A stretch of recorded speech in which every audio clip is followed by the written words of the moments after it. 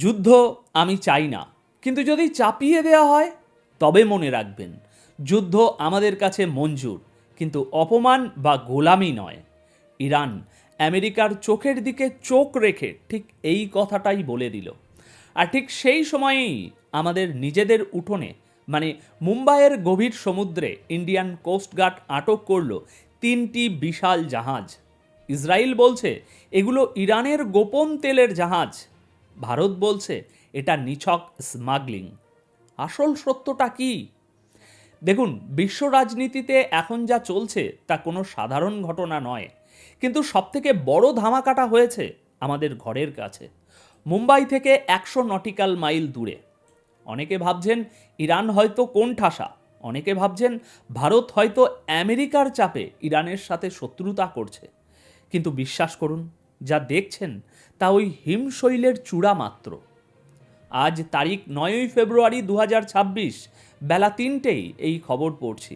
আজকের প্রথম এবং সবথেকে বিস্ফোরক খবর, ইরান একটি রেড লাইন টেনে দিয়েছে। তেহরান পরিষ্কার জানিয়ে দিয়েছে আমেরিকা তাদের নৌবাহিনী দিয়ে ভয় দেখানোর চেষ্টা যেন না করে। সোজা সাপটা কথা, চাপ দিলে নিউক্লিয়ার প্রোগ্রাম বন্ধ হবে না, বরং আরও গতি পাবে। দ্বিতীয় এবং রহস্যময় ঘটনা, আমাদের মুম্বাইয়ের উপকূলে ইন্ডিয়ান কোস্টগার্ড 3টি সন্দেহভাজন জাহাজ আটক করেছে। সোশ্যাল মিডিয়ায় ইসরায়েলি লবি দাবি করছে এগুলো ইরানের তেলের জাহাজ, আর ভারত আমেরিকার চাপে এগুলো ধরেছে। কিন্তু ভারত সরকার কি বলছে? এটা কি সত্যি জিওপলিটিক্যাল শিফট, নাকি সাধারণ চোরা কারবারিদের ধরা? এই রহস্যের জট আমরা খুলব। তো চলুন মূল আলোচনায় প্রবেশ করা যাক। শুরু করা যাক তেহরান থেকে। গতকাল 8ই ফেব্রুয়ারি তেহরানে দাঁড়িয়ে ইরানের পররাষ্ট্রমন্ত্রী আব্বাস আরাকাচি এমন একটি বয়ান দিলেন যা ওয়াশিংটন ডিসি পর্যন্ত কাঁপন ধরিয়ে দেওয়ার জন্য যথেষ্ট। তিনি কি বললেন? তিনি বললেন ইরান পরমাণু সমৃদ্ধকরণ ছাড়বে না, যদি যুদ্ধ চাপিয়ে দেওয়া হয় তবে তাই সই। কিন্তু কোনো বাইরের শক্তির চাপে আমরা আমাদের সিদ্ধান্ত বদলাবো না। এখানে বিশ্লেষণটা বুঝুন। সাধারণত কূটনৈতিকরা বা পলিটিশিয়ানরা খুব মেপে মেপে কথা বলেন। তারা বলেন আমরা পরিস্থিতি পর্যবেক্ষণ করছি, বা আমরা আলোচনার পথ খোলা রেখেছি। কিন্তু আরাকাচি সাহেব সরাসরি যুদ্ধের কথা বলছেন গতকাল। তিনি বলছেন এই নিউক্লিয়ার প্রোগ্রাম আমরা রক্ত আর ঘাম দিয়ে তৈরি করেছি। এটা কোনো শখের প্রজেক্ট নয় যে আমেরিকা চোখ রাগালো আর আমরা বন্ধ করে দিলাম। দেখুন, গত কয়েক সপ্তাহ ধরে আমেরিকা লোহিত সাগর এবং পারস্য উপসাগরে তাদের নৌবাহিনীর উপস্থিতি ক্রমাগত বাড়িয়েছে। একের পর এক এয়ারক্রাফট ক্যারিয়ার এনে হাজির করেছে। উদ্দেশ্য কি? ইরানকে ভয় দেখানো, ইরানকে বোঝানো যে দেখো আমাদের শক্তি কত বেশি। কিন্তু ইরানের এই স্টেটমেন্ট প্রমাণ করছে যে আমেরিকার এই গানবোট ডিপ্লোম্যাসি বা ভয় দেখানোর নীতি এখন আর কাজ করছে না। ইরান বলছে তোমরা তোমাদের জাহাজ এনে সাগরে ভাসিয়ে রাখতে পারো, কিন্তু আমাদের পলিসি ঠিক হবে তেহরানে বসে, পেন্টাগনের ভয়ে নয়। আরাকাচি সাহেব একটা খুব ইন্টারেস্টিং কথা বলেছেন। তিনি বলেছেন আমরা আমাদের স্বাধীনতা এবং ইজ্জতের সুরক্ষা করতে জানি। দর্শক, জিওপলিটিক্সে ইজ্জত বা অনার শব্দটা যখন ইরান ব্যবহার করে তখন এর ওজন অনেক বেশি হয়। এর মানে হলো তারা অর্থনৈতিক অবরোধ বা স্যাংশন সহ্য করবে, তেল বিক্রি করতে না পারার কষ্ট সহ্য করবে, কিন্তু তারা নতজানু হবে না আমেরিকার সামনে। এখন প্রশ্ন হলো ইরান হঠাৎ অ্যাগ্রেসিভ কেন? কারণ ইরান জানে আমেরিকার হাতে এখন অপশন খুব কম। আমেরিকার সামনে নির্বাচন, ট্রাম্প প্রশাসন ইউক্রেন আর গাজা নিয়ে এমনিতেই ফেঁসে আছে। এই মুহূর্তে নতুন করে ইরানের সাথে সরাসরি যুদ্ধ শুরু করা আমেরিকার জন্য আত্মঘাতী হতে পারে। আর এই সুযোগটাই ইরান নিচ্ছে। তারা ম্যাডম্যান থিওরি অ্যাপ্লাই করছে, অর্থাৎ আমি পাগল, আমাকে ঘাঁটিও না বেশি। তবে ইরান এটাও পরিষ্কার করে দিয়েছে যে তারা ডিপ্লোম্যাসি বা কূটনীতিকে প্রাধান্য দেয়, কিন্তু সেই কূটনীতি হতে হবে সমানে সমানে।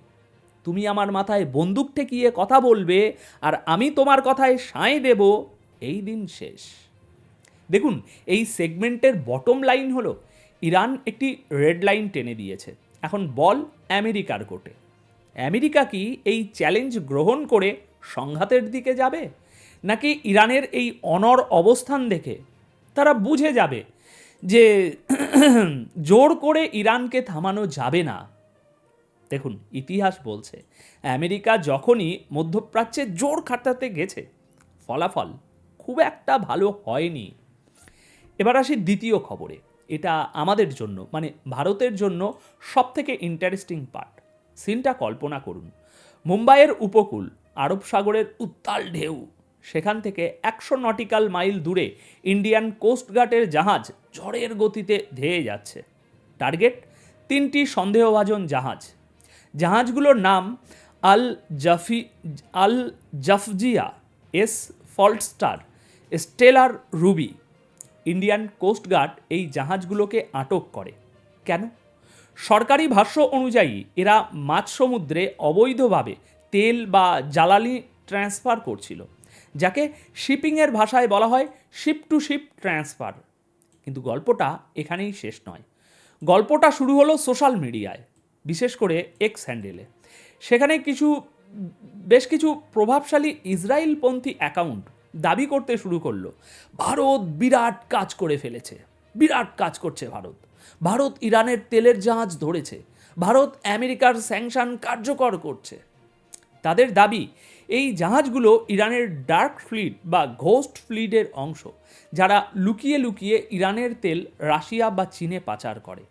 আর ভারত নাকি আমেরিকার সাথে ট্রেড ডিল রক্ষার জন্য এই অ্যাকশন নিয়েছে। সিরিয়াসলি বলুন তো, ঘটনা কি তাই? আসুন একটু গভীরে যাই। মিডিয়া আপনাকে হেডলাইন দেখাচ্ছে, কিন্তু ভেতরের টেকনিক্যাল ব্যাপারটা বোঝা দরকার আমাদের। প্রথমত, ইন্ডিয়ান কোস্টগার্ড বা ভারত সরকার এখনও পর্যন্ত একবারও অফিসিয়ালি বলেনি যে এই জাহাজগুলো ইরানের বা এই তেল ইরানের। ভারত পরিষ্কার বলছে এটা একটা ইন্টারন্যাশনাল স্মাগলিং র্যাকেট। এরা ট্যাক্স ফাঁকি দেওয়ার জন্য এবং কাস্টম ডিউটি এড়ানোর জন্য মাঝ সমুদ্রে তেল বদল করছিল। দ্বিতীয়ত, সমুদ্রের মাঝখানে এই ধরনের তেল বদল বা ট্রান্সশিপমেন্ট অত্যন্ত বিপজ্জনক। এতে সমুদ্র দূষণ হতে পারে আর এর মাধ্যমে সন্ত্রাসের অর্থায়নও হতে পারে। তাই আইন শৃঙ্খলা রক্ষা বা ল এনফোর্সমেন্ট অপারেশন হিসাবে এটাকে দেখা হচ্ছে। কিন্তু এখানে একটা সূক্ষ্ম কূটনৈতিক চাল আছে। ভারত খুব চালাক। আমরা জানি আমেরিকা এবং পশ্চিমা বিশ্ব ভারতের উপর এখন প্রতিনিয়ত প্রচণ্ড চাপ দিচ্ছে রাশিয়া এবং ইরানের সাথে সম্পর্ক কমানোর জন্য। এখন ভারত যদি এই জাহাজগুলোকে স্মাগলিংয়ের দায়ে আটক করে, তাহলে ভারতের দুই কুলি কিন্তু রক্ষা পায়। কিন্তু সেটা কিভাবে ভাই? এক, আমেরিকাকে ভারত দেখাতে পারবে, দেখো আমরা সমুদ্রের নিয়ম মানছি, অবৈধ জাহাজ ধরছি, আমরা তোমাদের কথা শুনছি।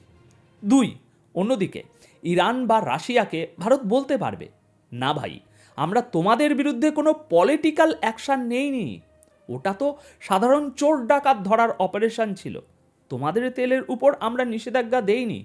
এটাকেই বলে ব্যালেন্সিং অ্যাক্ট। তবে সোশ্যাল মিডিয়ায় যে হাইপ তোলা হচ্ছে যে ভারত ইরানের তেল আটকে দিয়েছে, এটা একটু বাড়াবাড়ি মনে হচ্ছে। কারণ ভারত নিজেই ইরানের চাবাহার পোর্টে $1 বিলিয়ন ইনভেস্টমেন্ট করে বসে আছে। এই তো কিছুদিন আগেই জাতিসংঘে ইরানকে নিয়ে ভোটাভুটি হয়েছিল। আমাদের চ্যানেলেই ভিডিও আপনারা দেখেছেন, জাতিসংঘে ভোটাভুটি হয়েছিল। সেখানে ভারত আমেরিকা ও ইসরায়েলের বিরুদ্ধে গিয়ে ইরানের পক্ষে ভোট দিয়েছিল, নিউট্রালও ছিল না, ইরানের পক্ষে ভোট দিয়েছিল। তাহলে ভারত কেন গায়ে পড়ে এখন হঠাৎ ইরানের সাথে সম্পর্ক খারাপ করতে যাবে? বরং হতে পারে এই জাহাজগুলো আসলেই কোনো প্রাইভেট মাফিয়া বা সিন্ডিকেটের, যারা যুদ্ধ বিধ্বস্ত এলাকা, যেমন ধরুন ইরাক, সিরিয়া, এই সমস্ত দেশ, সেখান থেকে সস্তায় তেল কিনে আন্তর্জাতিক বাজারে বেচতে চেয়েছিল। ভারত সরকার এখানে কেবল নিজের জলসীমার বা এক্সক্লুসিভ ইকোনমিক জোনের আইন প্রয়োগ করেছে। তাই যারা উত্তেজনায় লাফাচ্ছেন যে ভারত ইরানের বিরুদ্ধে যুদ্ধ ঘোষণা করেছে, তারা একটু থামুন। কারণ রাজনীতিতে যা দেখা যায় তা সবসময় সত্য হয় না। জাহাজ কার, তেল কার, আর গন্তব্য কোথায়? এই তিনটি প্রশ্নের উত্তর না পাওয়া পর্যন্ত কোনো কনক্লুশনে আসা যাবে না এই কেসে। এবার আসি তৃতীয় খবরে। 3 দিন আগে আমেরিকা এবং ইরানের প্রতিনিধিদের মধ্যে একটি গুরুত্বপূর্ণ আলোচনা শেষ হয়েছে। আর এই আলোচনার পর ইরানের প্রেসিডেন্ট মাসুদ পেজিশিয়ান আজ একটি অত্যন্ত তাৎপর্যপূর্ণ মন্তব্য করেছেন। তিনি বলেছেন এটা একটা স্টেপ ফরওয়ার্ড বা এগিয়ে যাওয়া পদক্ষেপ, কিন্তু সাথে সাথেই তিনি একটি শর্ত জুড়ে দিয়েছেন। তিনি বলেছেন আলোচনা ভালো, কিন্তু মনে রাখবেন ইরান ইজ্জতের বদলা ইজ্জত দিয়ে দেয়। আমরা সম্মানের সাথে কথা বলবো, কিন্তু চাপের মুখে নতি স্বীকার করব না।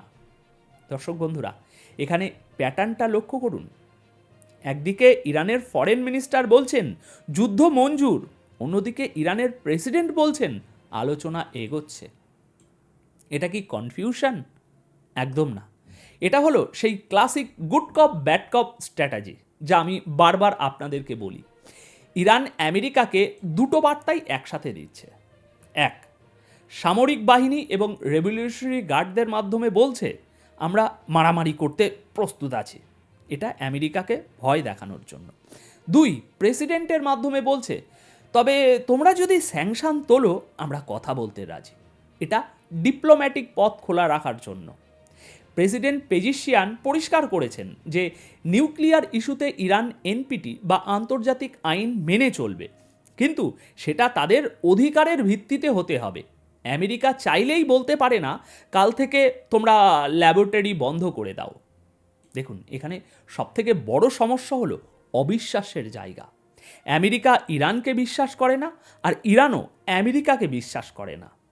টেবিলের ওপর হয়তো দুজন হাত মেলাচ্ছে, কিন্তু টেবিলের নিচে হয়তো দুজনই পিস্তল লোড করে রেখেছে। তাই ওমানের ওই মিটিংকে এখনই কোনো শান্তি চুক্তি ভাবার কোনো কারণ নেই। এটা কেবল একটা সাময়িক বিরতি বা টেকনিক্যাল পজ হতে পারে। আসল খেলাটা শুরু হবে যখন এই আলোচনার বিস্তারিত শর্তগুলো সামনে আসবে। তো দর্শক, এই 3টি ঘটনাকে যদি আমরা এক সুতোয় গাঁথি, তাহলে কি ছবিটা ফুটে উঠছে? ইরান একদিকে আমেরিকাকে যুদ্ধের চ্যালেঞ্জ দিচ্ছে, অন্যদিকে ওমানে বসে কফি খাচ্ছে। এই পুরো চিত্রনাট্যটা সাজানো হয়েছে একটা বড় বার্গেনিং চিপ তৈরি করার জন্য। ইরান তার নিউক্লিয়ার প্রোগ্রাম ব্যবহার করে আমেরিকার কাছ থেকে বড় কোনো সুবিধা আদায় করতে চাইছে, আর আমেরিকা চেষ্টা করছে শক্তি প্রদর্শন করে এবং আলোচনার মিশ্রণে ইরানকে বশে রাখতে। মনে রাখবেন, আন্তর্জাতিক রাজনীতিতে কোনো স্থায়ী বন্ধু বা শত্রু বলে কিচ্ছু হয় না, আর হয় সেটা হয় স্থায়ী স্বার্থ। ভিডিওটি যদি আপনাদের পছন্দ হয়ে থাকে এবং গতানুগতিক খবরের বাইরে কিছু নতুন অ্যাঙ্গেল পেয়ে থাকেন, তাহলে অবশ্যই একটি লাইক করবেন, আর আপনার সেই বন্ধুদের সাথে শেয়ার করুন যারা জিওপলিটিক্স জানতে ভালোবাসে। দেখা হচ্ছে পরের ভিডিওতে আরও বড় কোনো ধামাকা নিয়ে। ততক্ষণ পর্যন্ত চোখ রাখুন আমাদের চ্যানেলে। ধন্যবাদ আপনাদের সকলকে।